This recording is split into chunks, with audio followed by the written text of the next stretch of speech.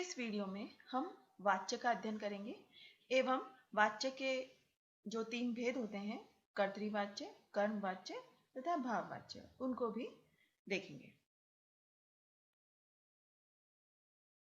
वाच्य, जिसको इंग्लिश में हम कहते हैं वॉइस, उस शब्द का अर्थ है बोलने का विषय। वाच्य वह रूप है जो हमें यह बताता है कि क्रिया द्वारा कही गई बात का मुख्य विषय कर्ता है, कर्म है अथवा भाव है। मोहन पत्र लिखता है। यहाँ पर ये जो मोहन है वह कर्ता है और क्रिया इसकी है लिखता है। तो इस क्रिया का जो विषय है वह सीधा सीधा कर्ता है, इसलिए यह वाक्य कर्तृवाच्य के अंतर्गत आता है। दूसरा, मोहन द्वारा पत्र लिखा जाता है। यह वाक्य कर्मवाच्य है। हम आगे बताएंगे कि यह वाक्य कर्मवाच्य क्यों है। यह ऊपर वाला जो वाक्य मोहन पत्र लिखता है, इसका भी विस्तृत विवेचन आगे दिया जाएगा। मोहन से नहीं लिखा जाता, यह भाववाच्य है। मोहन ने पत्र लिखा, यहाँ पर आप देख रहे होंगे कि मोहन जो है यानी कर्ता, उसके साथ में ने विभक्ति चिन्ह का प्रयोग किया गया है। तो जब कर्ता के साथ विभक्ति चिन्ह का प्रयोग कर दिया जाता है तो वह वाक्य कर्तृवाच्य नहीं रह करके कर्मवाच्य बन जाता है।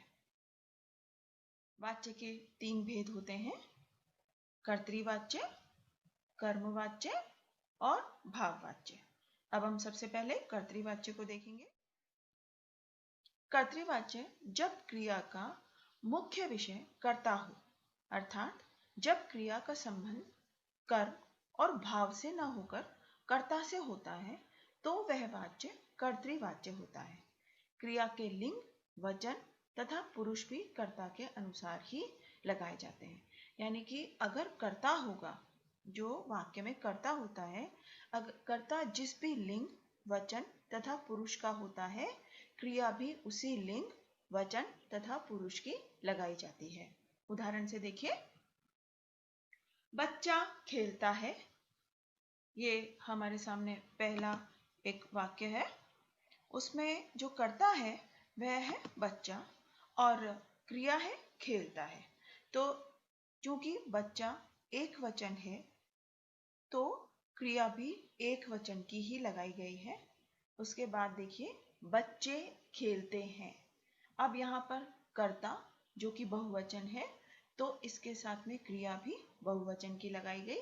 तो ये सामने लिखा हुआ है कर्ता और क्रिया दोनों बहुवचन है। आगे देखिए, राम खाना खाता है। राम चूंकि यह पुल्लिंग है तो पुल्लिंग के साथ में क्रिया भी पुल्लिंग की लगाई गई है, इसलिए यह वाक्य है राम खाना खाता है। तो दोनों इस वाक्य में देखिए कर्ता और क्रिया दोनों पुल्लिंग है। इसी प्रकार रमा खाना खाती है। अब यहाँ पर कर्ता जो है यानी रमा, यह स्त्रीलिंग का शब्द है तो इसकी क्रिया भी स्त्रीलिंग ही हो जाती है और कर्ता और क्रिया दोनों स्त्रीलिंग हो जाते हैं। तो इससे स्पष्ट ये जो डेफिनेशन है, परिभाषा है, इसके अनुसार क्रिया का मुख्य विषय कर्ता होता है। यानी कि ये जो क्रिया है इसका मुख्य विषय कर्ता होने के कारण से ही यह वाक्य कर्तृवाच्य कहलाता है।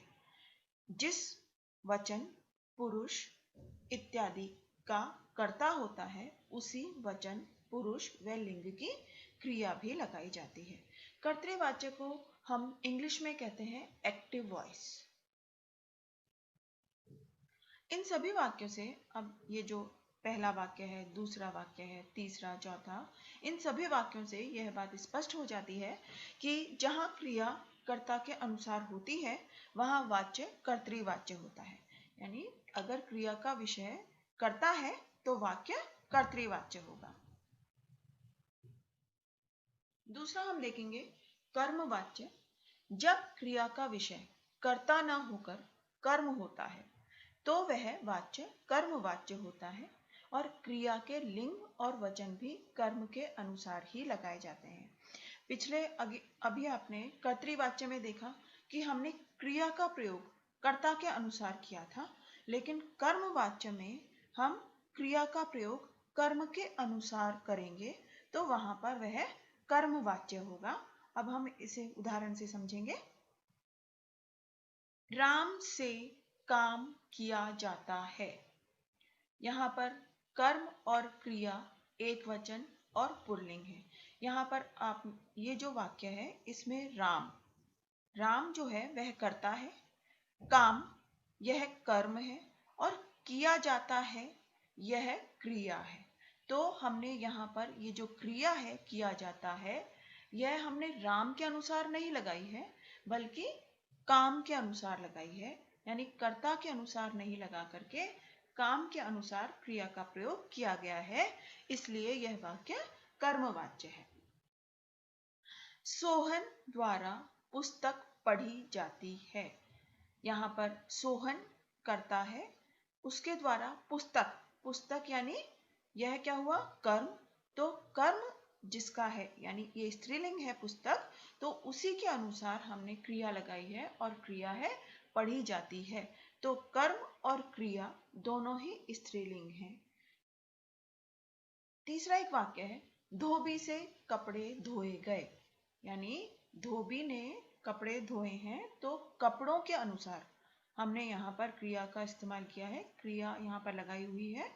कपड़े भी बहुवचन है और धोए गए यानी क्रिया भी बहुवचन है, यानी कर्म के अनुसार जब हम क्रिया लगाते हैं तो वह वाक्य कर्मवाच्य होता है। कर्मवाच्य को हम इंग्लिश में कहते हैं पैसिव वॉइस। अब हम देखेंगे कि ये सभी वाक्य जो हैं उनसे स्पष्ट हो जाता है कि क्रिया कर्म के अनुसार होती है तो वहां कर्मवाच्य होता है। अब कर्तृवाच्य से कर्मवाच्य किस प्रकार बना दिया जाता है, किस प्रकार बनता है, हम इसके कुछ नियम देखेंगे। जाता है जो कि इसका संयोजी क्रिया है इसका। अब हम आएंगे इसके तीसरे भेद पर, भाववाच्य पर। जब क्रिया का विषय कर्ता और कर्म न होकर भाव होता है, जैसा कि अभी हमने देखा कर्तृवाच्य में क्रिया का विषय है कर्ता, कर्मवाच्य में क्रिया का विषय है कर्म, लेकिन यहाँ पर क्रिया का विषय न तो कर्ता है और ना ही कर्म है, तो और क्या है, भाव है, तो वह वाच्य भाववाच्य होता है। क्रिया के लिंग और वचन भी भाव के अनुसार ही लगाए जाते हैं। भाववाच्य केवल अकर्मक क्रियाओं के साथ ही संभव है, जिसमें यानी पूरे सेंटेंस में, पूरे वाक्य में कर्म का प्रयोग नहीं होना चाहिए, सिर्फ भाव का प्रयोग होना चाहिए, तो उस भाव के साथ में क्रिया का प्रयोग होता है, यानी क्रिया भाव के अनुसार जब लगाई जाती है तो वह भाववाच्य होता है। भाववाच्य का प्रयोग असमर्थता या विवशता प्रकट करने के लिए नहीं के साथ किया जाता है। अब आप इसको उदाहरण से समझिए। मुझसे चला नहीं जाता, ये आप देख रहे होंगे, मुझसे चला नहीं जाता, चला नहीं जाना ये एक प्रकार का भाव है कि अब मुझसे चला नहीं जाता। यहाँ पर आप देख रहे होंगे कि इस वाक्य में कर्म नहीं है और ये जो वाक्य है ये चलने की असमर्थता को प्रकट कर रहा है, तो यह कौन सा वाक्य हुआ, यह भाववाच्य हुआ। उससे सोचा भी नहीं जा सकता, ये एक और वाक्य है जो कौन सा है, भाववाच्य है। इसमें सोचने की क्रिया नहीं की जा सकती, उससे अब सोचा नहीं जा सकता, तो ये क्या है, ये भाववाच्य है, क्योंकि इसमें भाव प्रकट किया गया है। क्रिया का सीधा सीधा सा जो संबंध है वो किसके साथ है, भाव के साथ, इसलिए यह भाववाच्य है, भाववाच्य का वाक्य है। आज की वीडियो में बस इतना ही।